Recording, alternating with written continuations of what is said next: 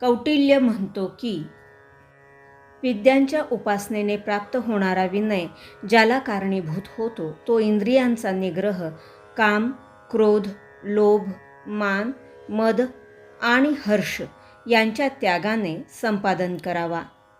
श्रवणेंद्रिय, त्वगेंद्रिय, चक्षुरेंद्रिय, रसनेंद्रिय आणि घ्राणेंद्रिय यांचा अनुक्रमे शब्द, स्पर्श, रूप, रस आणि गंध या विषयांच्या संबंधात अयोग्य आचरणांचा अभाव म्हणजे इंद्रियजय अथवा ह्या शास्त्राच्या शिकवणुकीप्रमाणे वागणे म्हणजे इंद्रियजय.